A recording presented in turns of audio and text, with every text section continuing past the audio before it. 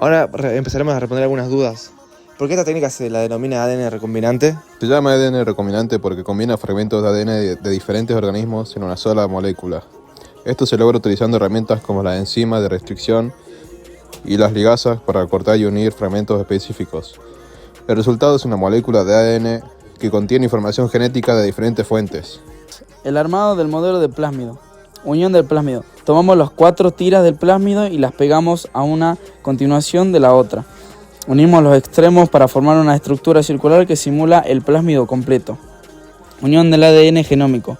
Juntamos las tiras del ADN genómico de extremo a extremo, haciendo coincidir los números en la secuencia para garantizar su continuidad. Esto representa un fragmento lineal que será insertado en el plásmido. Parte 3. Identificación de los sitios de restricción. En el plásmido identificamos los sitios de corte para las enzimas de restricción, marcándolos con colores diferentes según la enzima correspondiente.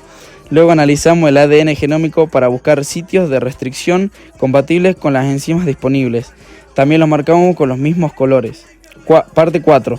Selección de la enzima y construcción del plásmido recombinante. Elegimos una enzima de restricción, por ejemplo, EcoR1, porque reconoce sitios específicos tanto en el plásmido como en el ADN genómico, generando extremos cohesivos que permiten la unión de las dos moléculas.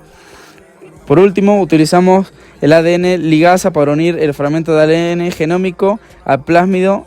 Esta enzima crea enlaces covalentes entre los extremos cohesivos, formando la molécula de ADN recombinante. El modelo final es una representación física del plásmido recombinante que combina información genética de dos fuentes diferentes. ¿Cómo introduciría el vector recombinante en las bacterias? ¿Cómo seleccionaría las bacterias que incorporaron el vector con inserto? Las bacterias deben ser sensibles a estos antibióticos porque los genes de resistencia a ampicilina y tetracilina se encuentran en el plásmido recombinante. Al cultivar las bacterias en un medio con estos antibióticos, solo las que incorporan correctamente el plásmido sobrevivirán. Las bacterias sin plásmido morirán en presencia de los antibióticos, lo que asegura que solo se seleccionan las células transformadas con éxito. Este sistema de selección es clave para identificar las bacterias portadoras del ADN recombinante. ¿Cómo seleccionaría las bacterias que incorporaron el vector con inserto? La selección de las bacterias que incorporaron el vector con el inserto se realiza mediante un sistema de marcadores genéticos. Si el plásmido contiene un gen de resistencia a un antibiótico, cultivamos las bacterias en un medio con ese antibiótico. Solo sobrevivirán las bacterias con este plásmido.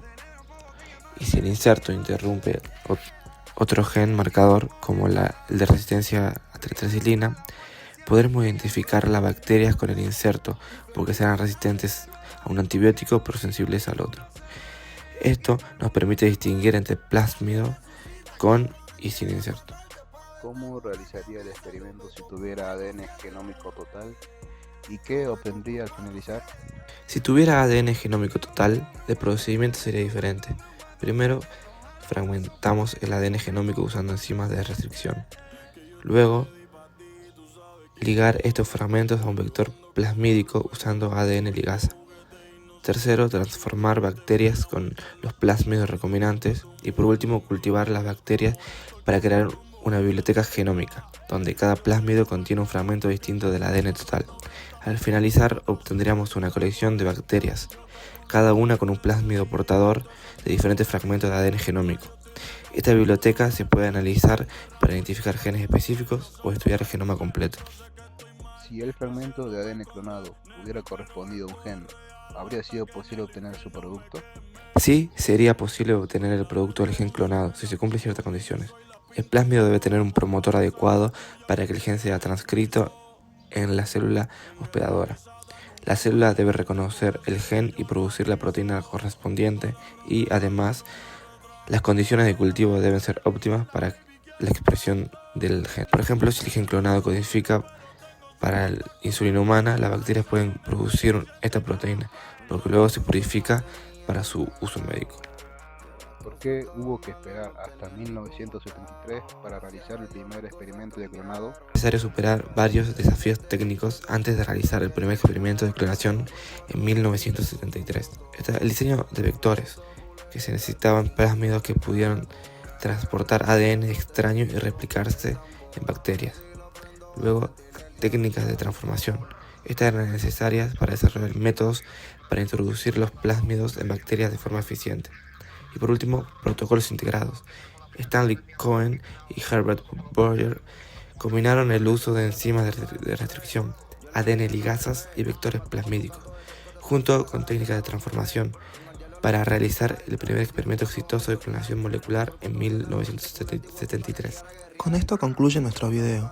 Les mostramos cómo elaboramos nuestro modelo de plásmido recombinante, cómo se introducirá en bacterias y cómo seleccionaríamos las células exitosas. Espero que esta explicación les haya resultado clara e interesante. Muchas gracias por su atención y nos vemos.